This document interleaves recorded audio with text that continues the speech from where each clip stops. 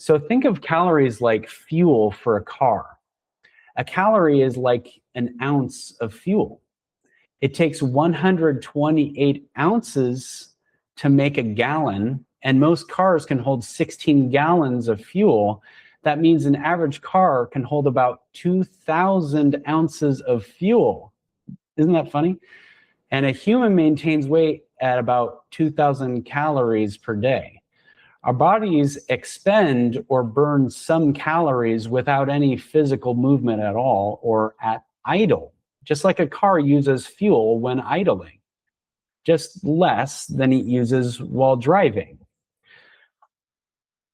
Who do you think consumes more fuel? Someone who only drives to the grocery store once per week, or someone who has a 30-minute commute 5 days a week and takes trips on the weekend? This is like the difference between sedentary and active living. Active living consumes many more calories, just like driving consumes more fuel. Okay, so with the two drivers, what happens if they both try to buy the same amount of fuel for their cars?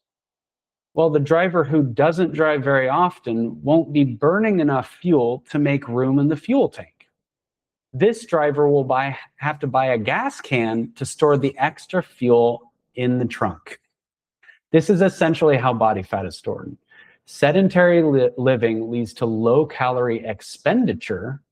Combine this with an intake of rich, fat-laden, sugary foods that have a lot of calories, but not much of what our bodies actually need to thrive.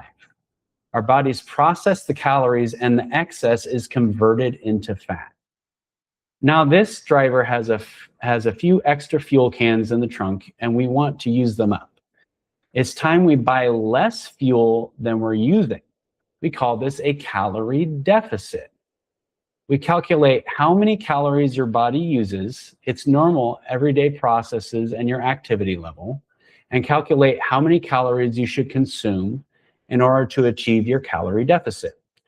We start our clients at a 20% calorie deficit and make adjustments from there. If you're too hungry, we can back it off to 10 or 15%, and we advise on how to eat to maximize satiety. Each individual client has their own preferences and experiences, and there's always the possibility of inaccuracies during the tracking process, so adjustments are always expected.